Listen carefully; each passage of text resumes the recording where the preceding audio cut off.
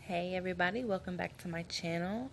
Today we are making beef and cheese empanadas. These are one of my favorite things to make. They're so good and there's so many different ways to make them. This is just one of many, trust me. So the first thing that you're going to do is chop up an onion. You don't need a big onion unless unless you like a lot of onions in there. I only used a half an onion for 1 pound of ground beef.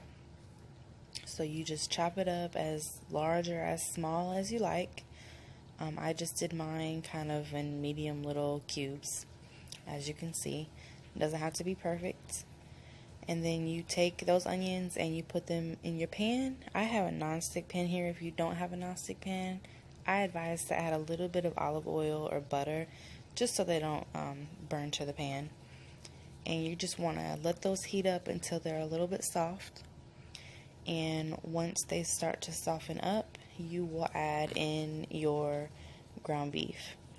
As I said, I am using a pound of ground beef. This was an exact amount for 10 empanadas. So if you're wanting to make more or less, just remember that ratio. Once your ground beef is cooked, of course you're going to drain it, get all that excess grease out of there, and then you're going to add in a tablespoon of taco seasoning.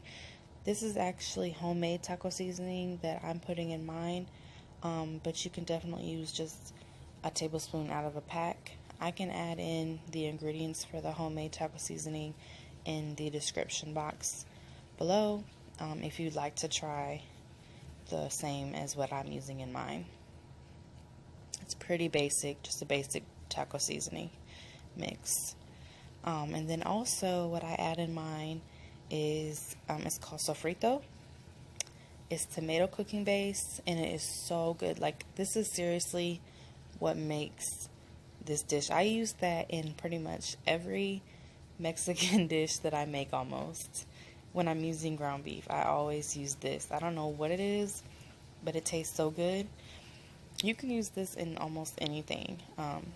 So you see I added in there, and then I also put a little bit of water in it and shook it up. That way I got everything out of the jar.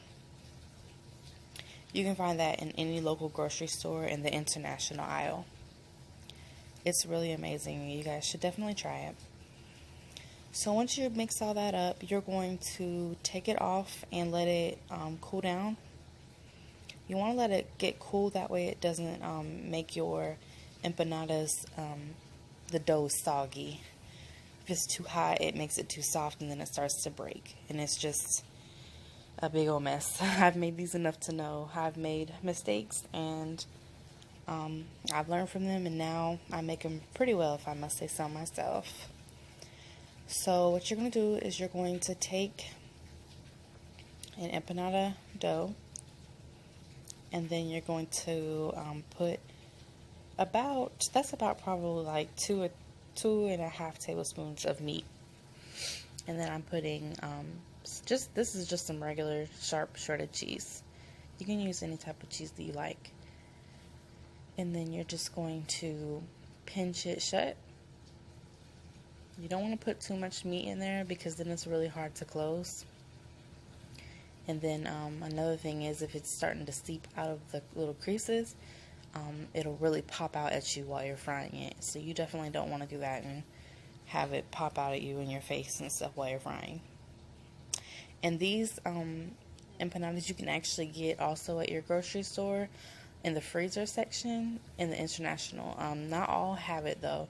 I actually got mine from Kroger, so I know for sure Kroger has it, and Walmart does have it as well. It's I believe it does say international. It's like by the Jamaican beef patties that are made and all of that. So that's where you can get those from. And as you can see, I am just pinching this together with the end of a fork so that it looks nice and keeps it closed. Before I did that, I did turn my start heating my oil on about medium-high heat. That way it's really good and heat it up after I get done so that I can just kind of throw them in and I don't have to wait around for the oil to be hot. And you don't need to cook these very long. I would say about 2 to 3 minutes on each side, just until they start to get brown like so. I like mine crispy. So about 2 to 3 minutes was perfect for me. And I only do about 2 at a time because you don't want to crowd the oil. And then once you're done, here I'm just adding some dried cilantro. It just makes it have like more of an extra taste to it, and it made it look pretty. So I hope you guys enjoy, and if you do, please subscribe and like my video, excuse me. And I hope you come back and see the rest of my videos. Thank you.